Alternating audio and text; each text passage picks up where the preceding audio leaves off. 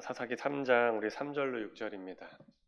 사사기 3장 우리 3절로 6절 말씀 우리 한 절씩 교독하고 마지막 절 합독하겠습니다. 사사기 3장 3절로 6절입니다. 우리 한 절씩 교독하겠습니다. 블레셋의 5 군주들과 모든 가나안 족속과 시돈 족속과 바알 헤르몬 산에서부터 하맛 입구까지 레바논 산에 거주하는 히위 족속이라.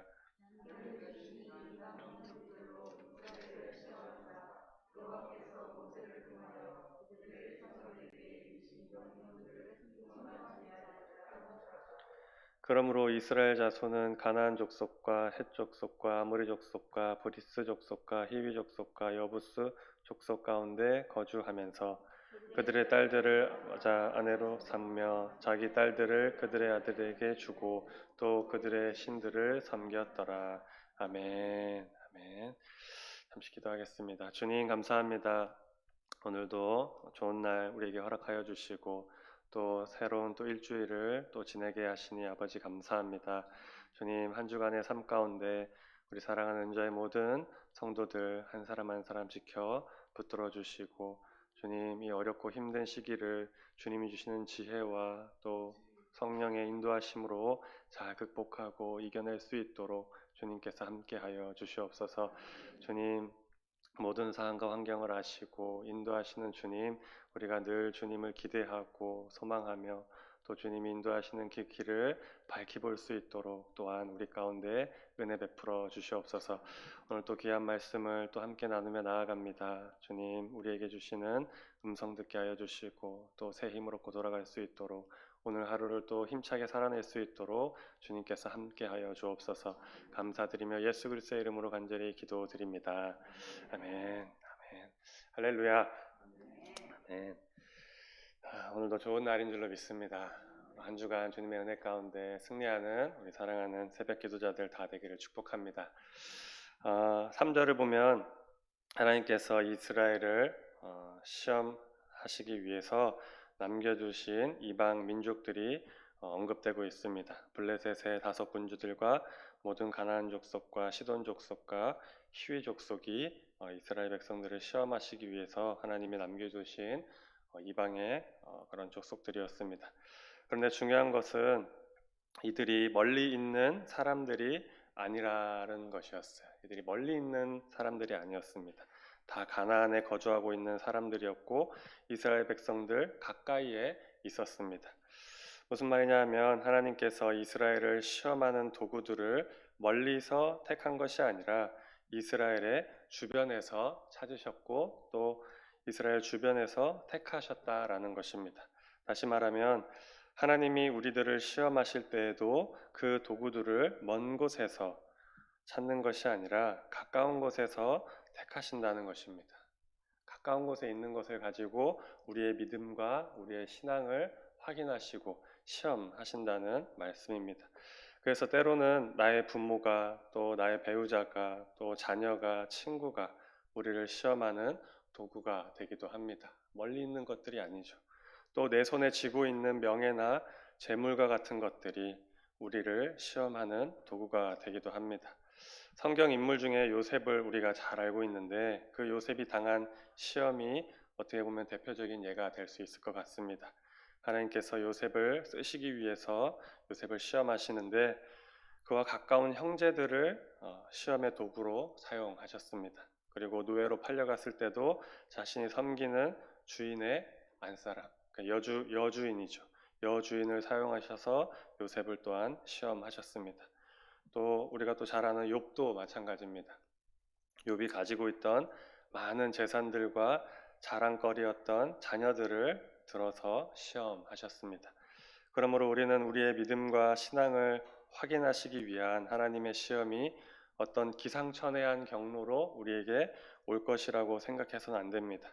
하나님이 시행하시는 시험은 우리의 삶의 현장에서 일어나게 됩니다. 내가 소중히 여기는 것, 내가 사랑하는 것, 내가 좋아하는 것으로 또 가까운 사람이나 물건 또는 내가 추구하는 어떤 것들을 통해서 믿음을 시험하신다는 것입니다. 그렇기 때문에 우리는 항상 깨어 있어야 됩니다. 깨어 있지 않고 자고 있거나 눈이 어두워져 있으면 이스라엘 백성들처럼 그렇게 넘어지고 만다는 것입니다. 그리고 그러한 시험이 올 때 아브라함처럼 믿음으로 반응할 수 있어야 됩니다. 믿음으로. 여러분 늘 영적으로 깨어 있으시기 바랍니다. 말씀 가운데 가까운 곳에서 찾아오는 시험을 믿음으로 잘 극복함으로 하나님께 우리의 믿음과 신앙을 증명할 수 있기를 축복합니다. 두 번째로 계속해서 하나님은 우리를 시험하시되 또 유혹하시지는 않으십니다. 우리 4절을 보면은 남겨두신 이방 민족들로 이스라엘을 시험하사 하나님의 말씀을 순종하는지 알고자 하셨더라라고 말씀합니다. 여기서 시험이라는 말은 본문 1절에도 시험이라는 단어가 나오는데 그 시험과 여기 나오는 또 시험이 다른 시험입니다. 1절의 시험은 이스라엘의 훈련과 연단을 위한 시험. 이 이스라엘들을 잘 훈련시키고 연단시켜서 하나님의 백성으로 가나안 정복하는데 잘 쓰시기 위해서 전혀 준비가 되어 있지 않으니까 쓰시기 위해서 그런 훈련과 연단을 위한 시험이었고 오늘 본문에 등장하는 4절의 시험은 순종과 신앙의 유무, 훈련되어지고 연단되어졌다면은 이제는 그 믿음이 있다면은 그 믿음이 어떤 믿음인지 정말로 참된 믿음인지 정말로 하나님을 믿고 따를 수 있는가를 알아보기 위한 그러한 순종과 신앙의 유무, 믿음의 유무를 알아보기 위한 시험이었습니다. 성도님 여러분, 하나님은 이렇게 자기 백성들에 대해서 시험을 하십니다. 방치해두지 않습니다. 훈련시키고 연단시키셨다면은 그래 잘했구나 하고 그냥 방치해두시는 것이 아니라 하나님께서는 시험을 하십니다. 아브라함의 믿음을 보시기 위해서 시험하셨습니다. 이삭을 번제로 드리라고 하셨습니다. 욥의 또한 믿음을 보시기 위해서 또 재산들과 자기가 갖고 있는 모든 것들을 또 앗아가시기도 하셨습니다. 물론 하나님이 그렇게 하신 것이 아니라 마귀가 그렇게 한 거죠. 그런데 우리는 이러한 하나님의 시험을 사단이 주는 시험과 혼동해서는 안 됩니다. 이 두 시험 사이에는 엄청난 차이가 있습니다. 하나님이 주시는 시험과 마귀가 주는 시험에는 차이가 있습니다. 하나님의 시험과 사단의 시험은 목적과 방법에 있어서 구분이 됩니다. 먼저 목적으로는 하나님의 시험은 성도의 믿음과 연단과 축복을 위한 것입니다. 하지만 사단의 시험은 넘어뜨리고 파괴하기 위한 것입니다. 그러므로 하나님의 시험은 테스트지만 사단의 시험은 유혹인 것입니다. 그리고 방법에 있어서도 또 차이가 있습니다. 하나님은 성도를 시험하실 때 사단이 사람의 마음속에 악한 생각을 집어넣듯 성도의 마음속에 죄악을 심어놓거나 멸망에 이르도록 유혹하지 않습니다. 하나님은 성도를 시험하실 때 사단이 하는 것처럼 시험하시지 않는다라는 거예요. 다만 신명기 8장 2절 말씀과 같이 하나님은 사람을 시험하실 때 그 사람이 놓여있는 환경 가운데 그가 하나님의 말씀을 잘 지키는지 아니 지키는지 테스트하실 따름입니다. 악한 생각을 집어넣어서 마음속에 죄악을 심어놓거나 멸망에 이르도록 하시는 것이 아니라 말씀을 지키는지 아니 지키시는지 테스트하신다는 것입니다. 그러므로 환경 탓을 우리가 할지라도 환경이 어떠하든지 간에 그 우리의 중심 가운데 하나님의 말씀에 우리가 하나님의 말씀에 순종하고자 하는 강한 믿음만 있다면은 우리는 결코 악에게 져서 죄에 물들지 않게 될 수 있는 것입니다.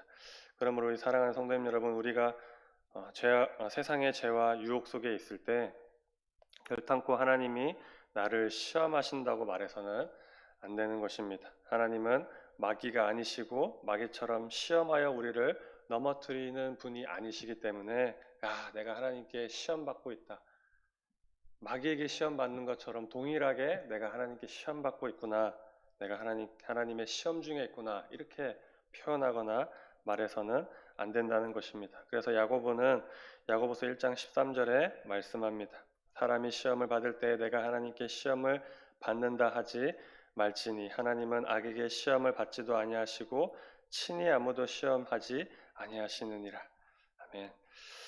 성도님 여러분, 사단의 유혹에 대해서는 단호하게 물리치실 수 있기 바랍니다. 잘 분별하실 수 있기를 바랍니다. 이것이 사단이 주는 시험인지 하나님이 우리를 테스트하시는 것인지 잘 분별하실 수 있기 바랍니다. 조금만 기도하고 조금만 말씀을 가까이 한다면은 충분히 분별하시고 구별해낼 수 있을 것으로 확신합니다. 그래서 하나님의 시험에 대해서는 굳건한 신앙으로 또 믿음으로 잘 통과하심으로써 시험에 승리하여서 하나님이 주시는 영광의 면류관을 차지하고야만은 우리 성도님들이 다 되시기를 축복합니다. 세 번째로 죄는 악한 것을 용납하는 데부터 시작이 됩니다. 죄는 악한 것을 용납하는 데부터. 갑자기 우리가 죄를 짓는 것이 아닙니다. 갑자기 우리가 죄 가운데 빠지는 것이 아니라는 거예요. 죄는 내가 문제입니다. 내가 죄를 용납하는 것에서부터 시작이 된다는 것입니다. 우리 5절에서 6절을 보면은 이렇게 말씀하고 있습니다. 이스라엘 자손이 가나안의 이방 사람들과 함께 괌에 살 때 많은 이방의 이스라엘 가나안의 사람들이 있었습니다. 그 사람들과 함께 살 때 그들의 딸들을 아내로 맞아들였습니다. 이방의 딸들을 자신의 아들로 또 자기의 자녀로 아내로 맞아들였습니다. 그러다 보니까 또 어떻게 해야 되는 것입니까? 우리도 줘야 되는 거예요. 그래서 자신들의 딸들도 그들에게 주었다라고 말씀합니다. 그리고 그들의 신들을 함께 섬겼다라고 말씀해주고 있습니다. 이스라엘 백성들은 가나안 족속들을 다 쫓아내지 아니하고 용납함으로써 결국 우상을 섬기게 된 것입니다. 이러한 사실이 보여주는 것은 분명합니다. 죄는 우리 가운데 악한 것을 용납하는 데서부터 시작된다는 것입니다. 처음부터 이스라엘 백성들이 이렇게 하지 않았을 것입니다. 처음부터 갑자기 너희 우리들이랑 같이 이렇게 연합하자. 우리 딸들을 줄 테니까 너희도 딸들을 달라. 우리 아들과 딸들이 결혼시키자. 처음부터 그렇게 하지 않았을 것입니다. 별거 아니라고 괜찮다고 무슨 영향력이 있겠냐. 노예로 삼아서 노역을 시키자. 아니면 뭐 좋고 자기들이 보기에 좋은 것들이 있기 때문에 저거 좋네. 우리가 이렇게 하면 안 될까? 대수롭지 않게 여기고 그렇게 용납했을 것입니다. 그런데 그렇게 했다가는 어떻게 되는 것입니까? 무조건입니다. 우리도 사사기 이스라엘 백성들처럼 죄악의 길로 들어서게 된다라는 것입니다. 우리의 다 경험해보지 않으셨습니까? 용납했을 때 그것이 우리를 장악하게 된다라는 것을. 우리의 본성이 타락하고 부패하였기 때문에 죄되고 악한 것들을 좋아하게 되고 따라가려 하는 본성이 우리 가운데 숨겨져 있습니다. 단적인 예를 들면 이런 것 같습니다. 우리에게 어느 날 많은 돈이 생긴다면 어떨 것 같습니까? 엄청나게 많은 인기를 누리게 된다면 어떨 것 같습니까? 불보듯 뻔합니다. 죄 지으러 달려가게 돼 있습니다. 그 돈을 쓰기 위해서, 그 인기를 누리기 위해서 죄를 지으러 달려간다는 것입니다. 그래서 사도 바울이 이렇게 증거하고 있습니다. 데살로니가전서 5장 21절로 22절에 범사에 헤아려 좋은 것을 취하고 악은 어떤 모양이라도 버리라 라고 말씀하고 있습니다. 우리는 악하여서 죄된 본성이 우리 가운데 있기 때문에 우리는 그 어떤 악한 것은 모양이라도 버리고 쳐다보지도 말아야 할 줄로 믿습니다. 우리 사랑하는 성도님 여러분, 범사에 좋은 것들을 취하실 수 있기를 바랍니다. 선하고 좋은 것, 좋은 것들은 우리가 보기에 좋은 것이 아니에요. 내가 생각하기에 좋은 것들을 취하라는 것이 아닙니다. 하나님이 보시기에 하나님이 좋아하시는 것, 하나님이 원하시는 것, 하나님이 기뻐하시는 것, 인간의 입장에서, 땅의 입장에서 보는 것이 아니라 주님의 가치관으로 보아야 하는 것입니다. 그러고 난 후에 좋은 것들을 취해야 합니다. 그리고 악한 어떤 모양이라도 버려야 됩니다. 이것 또한 마찬가지죠. 우리가 생각하기에 악한 것이 아닙니다. 하나님의 말씀이 지도하시고 성령님이 인도하시는 그 조명 가운데 악한 것들, 내가 하고 싶지만 주님이 아니라고 하시는 것들은 다 악한 것들일 것입니다. 주님이 원하지 않은 것, 주님이 기뻐하시지 않은 것, 주님이 하시고자 하지 않는 것들은 다 악한 것들이 되는 것입니다. 그러한 것들은 버리시되 그냥 버리는 것이 아니라 모양이라도 쳐다보지도 말고 가까이 하지도 말고 그 주변에 가지도 말아야 한다는 것입니다. 성도님 여러분, 이러한 것들을 우리가 볼 때 용납하지 말아야 하는 것입니다. 하나님이 기뻐하지 않는 것을 용납하지 마시기 바랍니다. 주님이 원하시는 것을 용납하고 받아들이시고 행하시는 우리 성도님들이 되기를 축복합니다. 우리가 잘 아는 대로 솔로몬은 하나님께 1,000번제를 드릴 만큼 경건한 믿음과 신앙의 인물이었습니다. 얼마나 대단합니까? 1,000일 동안 기도했고 예배를 드렸습니다. 뭐 어떻게 했는지 모르겠지만 1,000일 동안 하루에 한 마리씩 드렸는지 한 번에 1,000마리를 드렸는지 알 수는 없지만 그렇게 열정적으로 전심을 다해서 하나님을 섬기며 나아갔던 믿음의 인물이었어요. 그런데 그 믿음의 인물의 말년이 어떤지 우리가 너무나 잘 알고 있습니다. 열왕기상 11장을 보면은 하나님께서 하지 말라고 분명히 율법에 주셨는데 솔로몬은 그렇게 하지 않았어요. 수많은 이방 나라의 여인들과 통혼하였고 마침내 그 마음이 무너졌다라고 말씀합니다. 그리고 결국 우상들을 용납하고 우상들이 가득한 나라로 이스라엘을 만들어버리고 말았습니다. 우상 숭배의 길로 달려갔다라는 것입니다. 또한 계시록에 등장하는 두아디라 교회도 마찬가지였습니다. 악을 용납했다가 죄에 빠진 대표적인 예입니다. 계시록 2장을 보면은 두아디라 교회의 모습이 등장하는데 그들 가운데 음란한 거짓 선지자 이세벨이 등장합니다. 그런데 그 이세벨을 이 두아디라 교회가 용납을 하게 되고 마침내 온 교회가 음행에 빠지게 되는, 그래서 책망받게 되는 그러한 모습이 우리에게 나타나고 있습니다. 이처럼 악한 것을 용납할 경우, 대단한 악한 것을 용납하는 것이 아니라 스며들고 그렇게 조금씩 우리를 장악하고 별것 아니고 괜찮다라고 생각하는 그러한 것들을 우리가 용납하게 될 경우 우리는 죄에 정복당하는 것은 시간 문제입니다. 우리의 믿음이 사라지는 것은 시간 문제입니다. 멸망의 길로 달려가는 것은 무조건이라고 할 수 있는 것입니다. 그러므로 성도님 여러분, 악한 것은 그것이 무엇이든 크고 작음에 관계없이 철저히 배격함으로 신속히 제거하시기 바랍니다.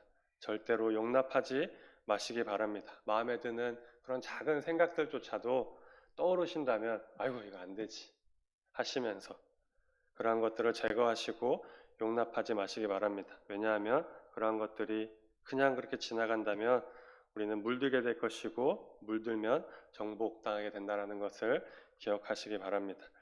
말씀을 맺도록 하겠습니다. 오늘의 본문에서 보듯 하나님은 성도의 시험과 연단을 위해 또 믿음을 확인하시기 위해 우리 주변에 존재하는 것들을 도구 삼으십니다. 또한 사단의 유혹 역시 우리에게 친숙한 것들을 통해서 아주 작은 모습으로 침투해 들어옵니다. 틈을 타고 온다고 성경은 말씀하고 있습니다. 그 얼마나 작고 미세한 것이 틈입니까? 그러한 것들로 우리에게 침투해 들어옵니다. 그러므로 우리는 매일의 삶 속에서 항상 깨어 기도하며 하나님의 말씀을 가까이 함으로 무엇이 옳고 그른 것인지, 무엇이 선한 것인지, 어떻게 사는 것이 또 그리스도인의 삶인지 늘 경계하고 또 사모하면서 사단의 유혹과 시험을 물리치시고 더 나아가 하나님이 주시는 시험에 능히 통과할 수 있는 믿음의 성도들이 다 되어야 할 줄로 믿습니다. 그래요, 우리 은저의 모든 성도들이 훈련장이자 영적 싸움의 전쟁터인 이 세상 속에서 매일의 삶을 승리로 나아가는 우리 해와 같이 빛난 복된 우리 성도님들이 다 되시기를 축복합니다. 아멘. 같이 기도하도록 하겠습니다. 하나님 아버지 감사합니다. 오늘 우리에게 또 말씀을 주셨습니다. 주님 귀한 말씀 주님 붙들게 하여 주시고 하나님의 말씀을 붙들고 나아갈 때 우리 사랑하는 성도님들 한 영혼도 낙심하거나 실족하지 않도록 낙오하는 일이 없도록 주님께서 붙들어 주시옵소서. 늘 우리 성도님들의 생각과 마음을 지켜 보호하여 주시고 세상에 물들지 않도록 주님께서 함께하여 주시옵소서. 우리 가까이에 있는 것들을 주님 가까이에 있다고 그냥 아무것도 아닌 것처럼 생각하고 넘어가는 것이 아니라 우리의 습관과 우리의 생각과 또 우리 속에 있는 모든 것들을 다시 한번 돌아보고 경계하며 하나님이 주시는 마음이 무엇인지 또 마귀가 어떻게 우리를 공격하여 넘어뜨리는지 늘 경계하며 근신하고 깨어 기도하며 나아가는 우리 사랑하는 성도님들 다 되게 하여 주셔서 오늘 하루도 믿음 안에서 승리하며 기쁨과 감사를 누리고 나아가는 오늘 하루 될 수 있도록 주님 함께하여 주시옵소서. 코로나로 인하여서 많은 어려움 가운데 있습니다. 주님 델타 바이러스가 또 생겼다고 합니다. 그로 인하여서 힘든 가운데 있는데 우리 가운데 두려움이 사라지게 하시고 근심과 염려가 사라질 수 있도록 주님 이 모든 상황과 환경들을 주관하여 주고 역사하여 주셔서 모든 것들이 주님의 은혜 가운데 해결되어지고 또 모든 것들이 또 주님의 뜻 가운데 또 원래 위치로 또 제자리로 돌아갈 수 있도록 주님께서 함께하여 주시옵소서. 감사드리며 예수 그리스도의 이름으로 간절히 기도드립니다. 아멘.